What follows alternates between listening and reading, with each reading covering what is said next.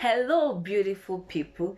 Now, do you know that stress can have a direct or indirect effect on your hair follicles, thereby leading to hair loss? And hey, sometimes after a stressful event, 6 to 12 weeks after a stressful event, you might experience hair fall. And so the question is, can stress lead to hair loss? The answer is wow. If you are seeing me for the very first time, you're welcome to my channel. Thank you so much for stopping by. And if you are familiar with my face, my viewers, my subscribers, thank you so much for always coming around to show your love, to show your support.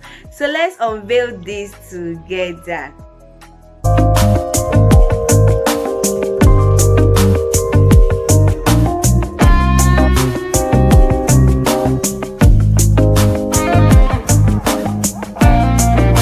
Welcome back. The topic for today is mysterious ways stress leads to hair loss. Now, not only do stress and anxiety make you to lose hair, they are also linked to some factors, conditions which could trigger you to lose hair. So number one is telogen effluvium.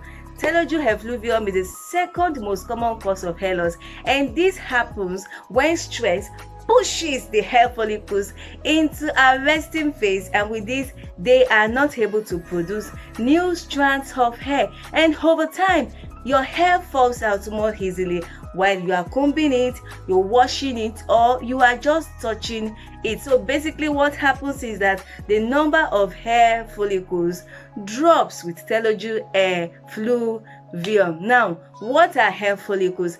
Hair follicles are tiny pores or holes. You could actually see through your skin, tiny pores or holes on the skin from which hair grows. And so hair starts growing at the bottom of this tunnel-shaped structure in the outer layer of the skin. Now the skin have two layers, the outer layer, which is the epidermis, and the inner layer, which is the dermis. So your hair follicle starts growing from your epidermis. However, telogen effluvium could also be triggered by stress from illness like pneumonia, like a major operation.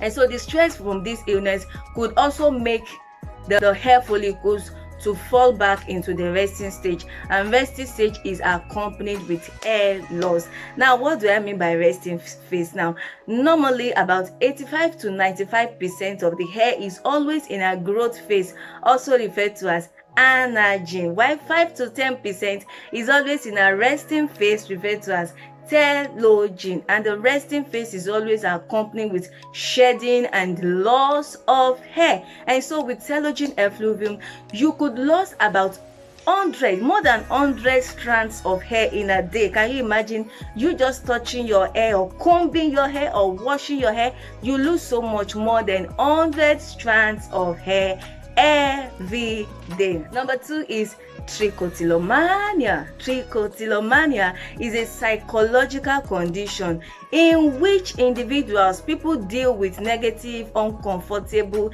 emotions and feelings by literally pulling their hair. Can you imagine? And this is common with teenagers. So if you have teenagers at home, be it male or female, always come around them, because when they are faced with negative feelings such as feelings of stress, depression, frustration, loneliness, boredom, before you know it, they start having, some of them have this irresistible urge to pull out the hair.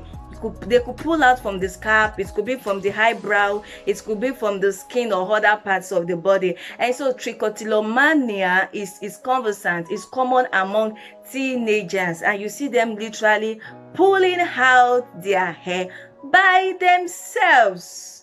Number three is alopecia areata. Alopecia areata. In this condition, the body's immune system attacks the hair follicles.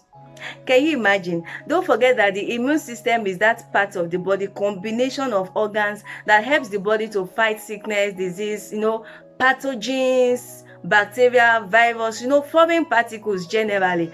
But when someone is exposed to stress, the overtime secretion of stress hormones, for example cortisol, will dampen the functioning of the immune system, weaken the immune cells. And in alopecia areata, for example, you see the immune system combating the hair follicles, thereby pushing them into the resting phase. So this can cause the hair to thin.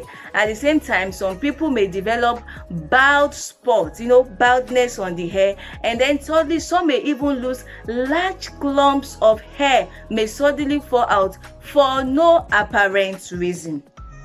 Now, regrowth of hair is always usual, but while the hair grows back and the feelings of anxiety and stress sets in again, the hair pulls out again, and then you begin to experience leaving such a person with bald hair or even patches of hair and baldness. So stress could dampen the functioning of the immune system, and the immune system eventually could start attacking the hair follicles, just like I just explained now in alopecia areata. And the number 4 thing is that the supply of key nutrients to the hair might also diminish. Yes, because stress and anxiety over time is involved in increased muscle tension. At the same time, it could actually, when I say muscle tension, I'm referring to the tension in your muscles, like when you command your muscle to contract and your muscle contract. It could also result into increased sebum production and increase in the production of hormones. And why the body, the body is always repairing itself. Why the body tries to rescue the issue, the supply of nutrients to the hair follicles for proper functioning, for proper growth of the hair reduces. And what do I mean by the sebum? I said it increases sebum production. Now, sebum is this oily, waxy, slightly waxy substance that you find on your skin. It's mostly found on the face and also in the scalp. Some people will tell you, I have a oily face. So that oil they are talking about is sebum. It's found on the face, on the scalp, in other parts of the body, but you don't find it on the palm and on the soles of your feet.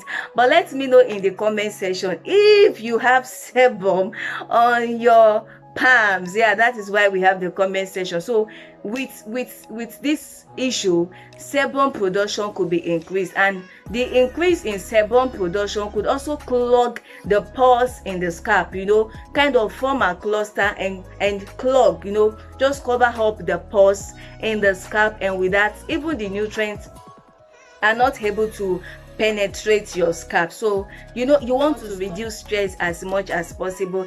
I released a video sometimes ago on the natural ways to manage stress. Yeah, you could actually manage stress easily with in natural ways. Now, how do you know when you are losing hair from stress? In my last video I talked about you losing hair from breastfeeding and iron deficiency anemia. Please, if you are yet to watch that video, try to watch that video. And now, coming to stress, how do you know if you are losing hair from stress?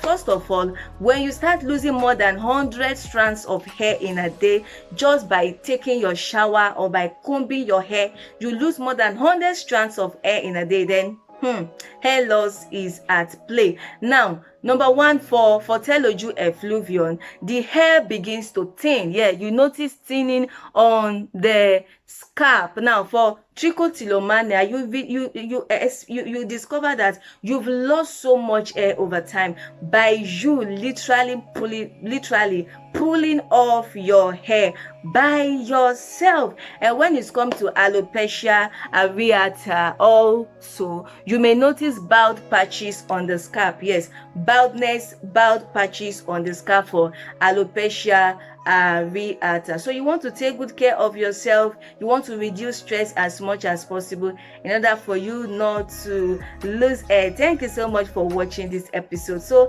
let us go to the question of the day.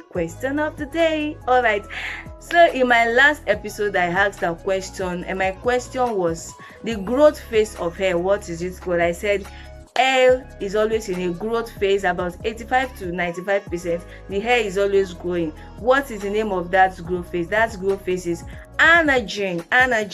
And the resting phase, that period where the hair is resting and then you see that you are always shedding hair, losing hair, is called Telogen. Thank you so much for watching this episode. Please don't forget to give me thumbs up for this video, and also leave your comments with me in the comment section. My question for today is, wow, that oil, that oil I said the other time, that waxy substance that is on the face, on the scalp, when people say I have a oily face, that oil, what is it called? Is it called oil? I've mentioned the answer already during the teaching. So that waxy substance we call oil. Oh, I have a oily face. What is it called? Please leave your answers with me in the comment section. And also, please share with your friends, share with your families, share with your beloved ones. And hey, if you are yet to subscribe to my channel, please consider to subscribe today. All you need to do is to just simply press that subscribe button. Thank you. And then you also press that notification bell. Thank you. And please, one more thing, you press that bell again and you see the word all, personalized and none. Please press the word all so that you could get all notifications anytime I upload these goodies. Thank you so much for always coming around, my viewers and my subscribers. Thank you so much. I appreciate you all. See you on my next one. See you soonest. Stay safe, stay positive, and bye for now.